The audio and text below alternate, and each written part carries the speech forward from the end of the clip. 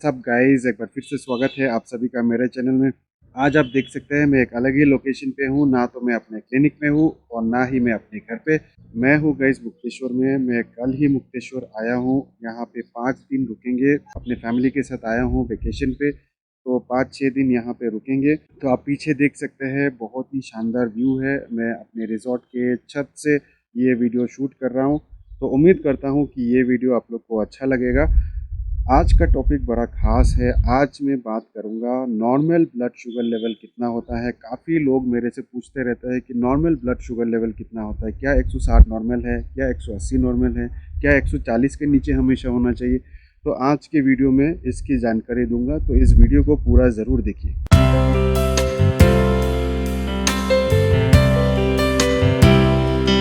नमस्कार दोस्तों, मेरा नाम डॉक्टर अनुपम घोष है। मैं एक डायबिटीज़ कोच हूँ और एक फिटनेस न्यूट्रिशन स्पेशलिस्ट। आज मैं बात कर रहा हूँ नॉर्मल ब्लड शुगर लेवल कितना होता है। तो गाइज, अगर मैं गाइडलाइंस की बात करूँ तो फास्टिंग ब्लड शुगर लेवल अगर आपका 100 के नीचे रहता है तो उसको हम नॉर्मल कहते हैं। अगर 100 से लेके 125 तक रहता है तो फिर उसको हम प्री डायबिटीज़ कहते हैं। और अगर 125 से ज़्यादा है तो फिर उसको हम डायबिटीज़ कहते हैं। उसी तरह से अगर आपका पोस्ट प्रेंडियल यानी कि खाना खाने के 2 घंटे बाद अगर आपका ब्लड शुगर लेवल 140 के नीचे रहता है तो वो नॉर्मल माना जाता है। अगर 140 से लेके 200 के बीच में रहता है तो उसको हम प्री डायबिटीज़ कहते हैं। और अगर 200 के ऊपर है तो फिर उसको हम डायबिटीज़ कहते हैं। तो गाइस, सिर्फ एक रीडिंग से हमें कुछ पता नहीं चलता है, तो इसलिए हमें जानना बहुत ज़रूरी है कि आपका HbA1c लेवल कितना है। HbA1c जो है वो 3 महीने का एवरेज रीडिंग है और 3 महीने का एवरेज रीडिंग से ही हम आपका डायग्नोसिस करते हैं। तो गाइडलाइंस के मुताबिक अगर आपका HbA1c लेवल 5.7 के नीचे है तो वो हेल्दी है, वो नॉर्मल पर्सन का उतना ही रहता है, 5.7 के नीचे रहता है। अगर आपका HbA1c लेवल 5.7 से ऊपर है और 6.5 के नीचे है तो उसको हम प्री डायबिटीज़ कहते हैं। और अगर आपका HbA1c लेवल 6.5 के ऊपर है तो फिर हम डायग्नोसिस करते हैं कि आपको डायबिटीज़ है। तो गाइस, उम्मीद करता हूँ कि अभी आप लोग को समझ में आ गया होगा कि नॉर्मल ब्लड शुगर लेवल कितना होता है और HbA1c लेवल कितना होता है।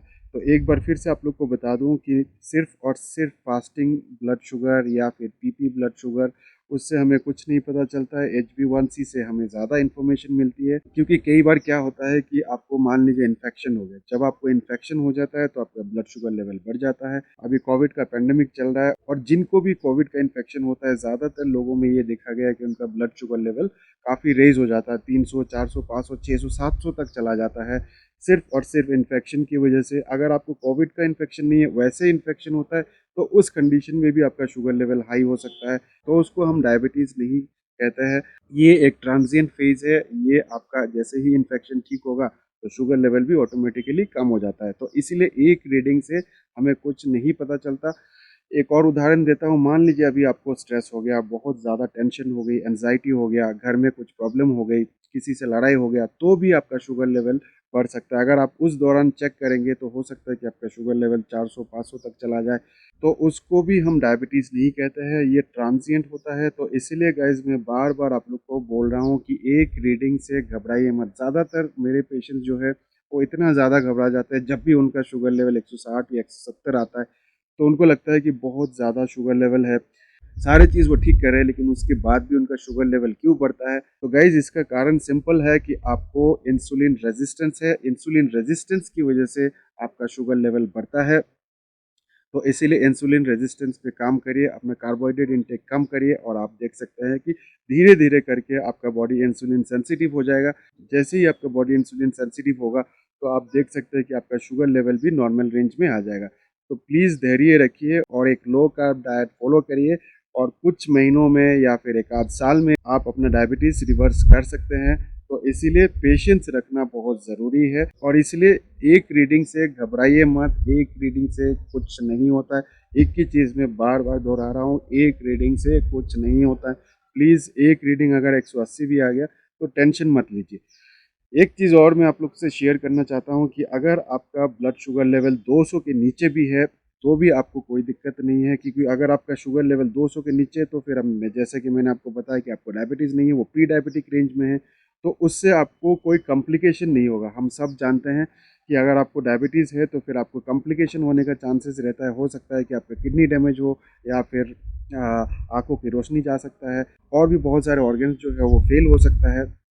तो कॉम्प्लिकेशन से बचना बहुत ज़रूरी है। तो इसीलिए अगर आप अपना शुगर लेवल 200 के नीचे रख सकते हैं तो आपको कोई कॉम्प्लिकेशन नहीं होगा। ज़्यादातर रिसर्च पेपर यही कहता है कि आप अपना शुगर लेवल को 200 के नीचे एवरी टाइम रखिए। लेकिन गाइस अगर आप अपना शुगर लेवल कंट्रोल करते हैं मेडिसिन से, मान लीजिए आपने बहुत सारा मेडिसिन खाया और आपका HbA1c लेवल जो है वो 6 के नीचे है तो यानी कि नॉर्मल है, या फिर आपका ब्लड शुगर लेवल हमेशा 140 के नीचे रहता है, लेकिन अगर आप दवाई लेके अपना ब्लड शुगर को कंट्रोल कर रहे हैं तो फिर आज नहीं तो कल आपको कॉम्प्लिकेशन ज़रूर होगा। हो सकता है कि 4 साल बाद कॉम्प्लिकेशन हो सकता है कि 10 साल बाद कॉम्प्लिकेशन हो, लेकिन कॉम्प्लिकेशन ज़रूर होगा।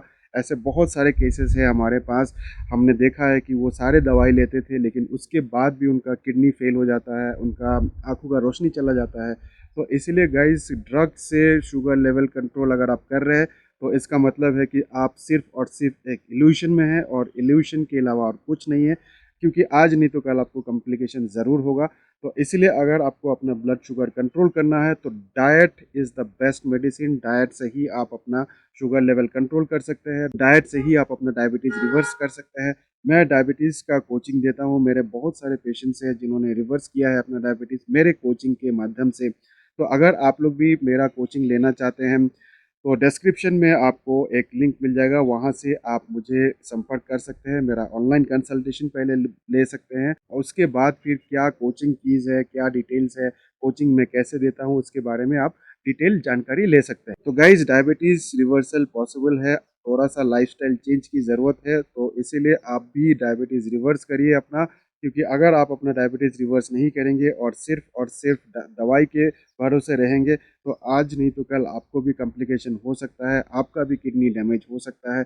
अभी भी कुछ नहीं बिगड़ा है, अभी भी समय है आपके पास। आप प्लीज़ एक फास्टिंग इंसुलिन टेस्ट कराइए और देखिए कि आपका बॉडी इंसुलिन बना रही है कि नहीं। अगर आपका बॉडी इंसुलिन बना रही है तो आप भी अपना डायबिटीज़ रिवर्स कर सकते हैं। तो गाइज़ इस वीडियो को ज़्यादा से ज़्यादा शेयर करिए, क्योंकि बहुत लोग पूछते रहते हैं कि नॉर्मल ब्लड शुगर लेवल कितना होता है, वो हमेशा कंफ्यूज हो जाते हैं।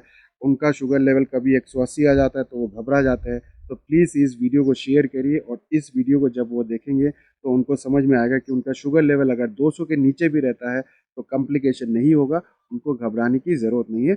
वैसे नॉर्मल लेवल जो है वो 140 के नीचे पीपी है और फास्टिंग लेवल जो है वो 100 के नीचे है एज़ पर द गाइडलाइन। तो उम्मीद करता हूँ इस वीडियो से आपको कुछ अच्छा इन्फॉर्मेशन ज़रूर मिला होगा।